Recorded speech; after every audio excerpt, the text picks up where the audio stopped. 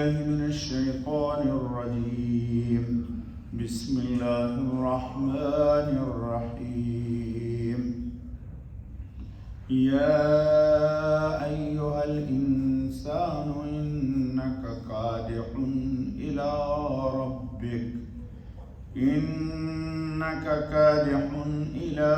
ربك كدحا فملاقيه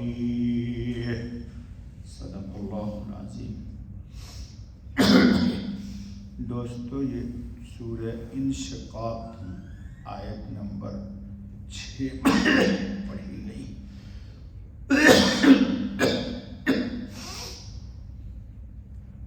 بہت معنی خیز یہ آیت ہے دوستو۔ اللہ رب العزت انسان کو صحیح شعور عطا فرمائے، اور اللہ ہم سب صاحب ایمان کو اپنے زندگی کا ایک صحیح نصب العین متعین کر کے کوشش اور عمل صالح کی توفیق عطا فرمائے، اور اللہ ہی ہماری اس راستے میں مدد فرمائے۔ ترجمہ آیت کا دیکھیے، یا ایھا الانسان، اے آدمی، تجھ کو انک کادح الی ربک، تکلیف اٹھانی ہے اپنے رب تک پہنچنے میں، قدحا فملاقی، سہ سہ کر پھر اس سے ملنا ہے۔ قدحن کا ترجمہ ہے اچھے برے کسی بھی کام میں اتنی محنت، کوشش، مشقت اٹھانا کہ انسان پر اس کے اثرات نمایاں ہو جائیں، خواہ وہ دینی عبادت کی راہ سے محنت کرے یا دنیاوی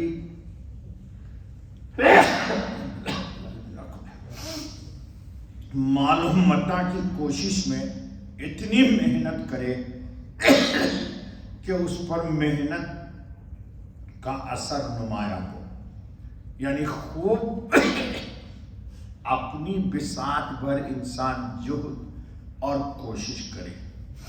اب یہ کوشش انسان کی مختلف ہے، جی کوشش انسان کی مختلف ہے، خواہ انسان عبادت کے راہ سے محنت اٹھائے، مشقت اٹھائے، مجاہدہ کرے، ریاضت کرے، پوری رات آہ و بکا میں جہنم کے خوف سے یا جنت کے شوق سے، دو ہی چیز ہے، خوف یا شوق، اللہ کے غضب کا خوف، اللہ کے پکڑ کا خوف، اللہ کی ناراضگی کا خوف، یا پھر اللہ پاک کی رضا کا شوق، جنت کا شوق، اپنی آخرت کو سنوارنے کا شوق۔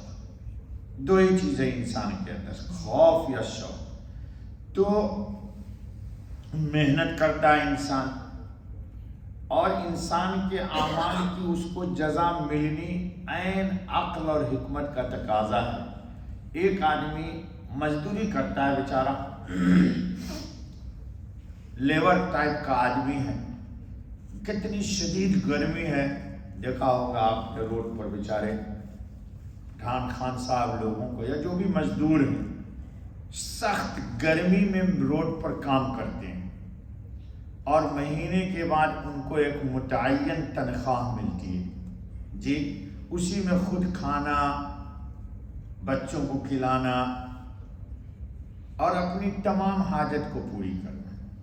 اور ایک آدمی ہے جو رات میں ڈاکہ ڈالتا ہے، جیب کاٹ لیتا ہے، یہ مہینے بھر محنت کرتا ہے تو 1200-1500 مزدور کو ملتا ہے، اور ایک آدمی جیب کاٹ کے رات میں ہی 1200 روپے کا جیب کاٹ لیا، تو اس نے 10 منٹ میں محنت کر کے 1200 کا پورا کر لیا، اس نے پورے مہینے میں 1200 کمایا۔ پیسہ دونوں کے پاس آیا، ایک کے پاس 10 منٹ میں آیا، ایک کے پاس مہینے بھر میں آیا۔ اب اگر دونوں ہی قیامت میں برابر ہو گئے تب تو بڑی عجیب بات ہوگی اس لیے اللہ نے انسان کے جزا اور سزا کے نظام کو آخرت میں رکھا ہے، جزا اور سزا کے نظام کو آخرت میں رکھا ہے۔ محنت دونوں کرتا ہے، ایک مزدوری کے راستے سے حلال کماتا ہے اور ایک اپنے حرام راستے سے محنت کر کے دغا فریب کے ساتھ مال کما لیتا ہے، دونوں کرتا ہے۔ لیکن یہ دونوں کی عمر کٹ رہی ہے، گزر رہی ہے، اور بالآخر اس حیات کی انتہا کہاں پہ ہو جائے گی؟ موت پہ ہو جائے گی مکمل۔ جی بدماش بھی موت ہی تک بدماشی کرے گا اور نیک بھی نیکی موت تک ہی کرے گا، لیکن دونوں موت کے وقت اپنے انجام کو پہنچ جائیں گے اور موت کے بعد اپنے پچھلی زندگی کا نقد سودا یا ادھار سودا اس کے سامنے آ جائے گا۔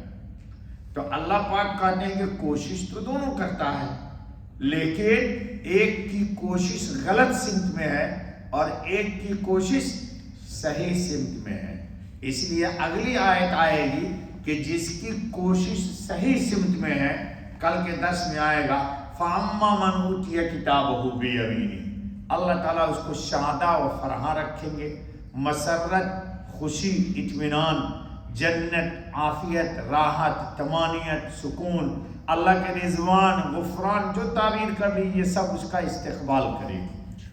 اور ایک انسان وہ ہے جو اللہ کو ناراض کر کے گیا ہے، اس کی بھی بات آ جائے گی وَأَمَّا مَنْ أُوتِيَ كِتَابَهُ وَرَاءَ ظَهْرِهِ فَسَوْفَ يَدْعُو ثُبُورًا، عذاب کو دیکھ کے کہے گا ہائے مجھے میری موت آ جاتی، یعنی موت کے بعد موت آ جاتی اور یہ دن مجھے دیکھنا نہیں پڑتا۔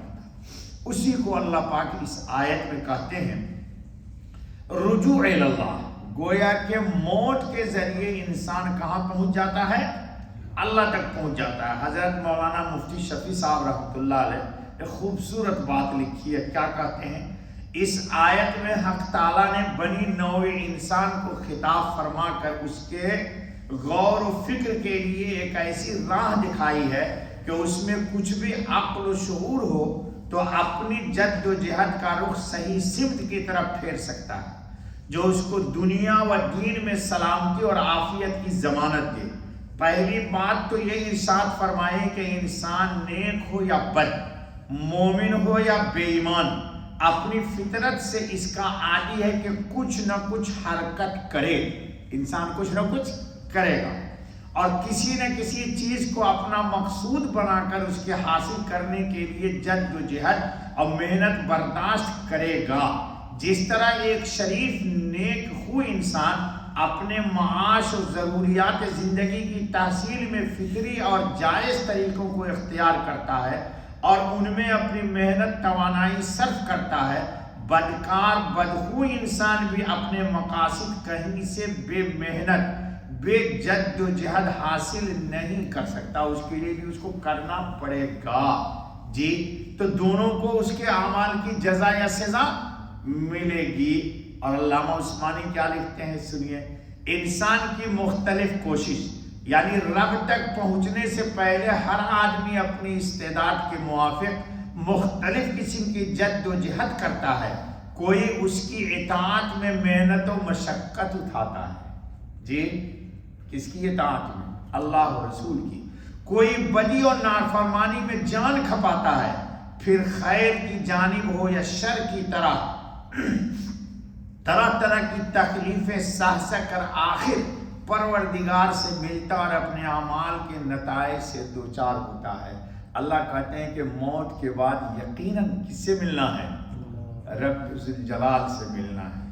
اللہ کرے یہ استحضار ہمیں پوری زندگی رہے اور ہر وقت رہے کہ ہماری زندگی جی برف کی سیل کی طرح ہے، ہر لمحہ پگھل رہی ہے، ایک نہ ایک دن یہ زیرو ہو جائے گی۔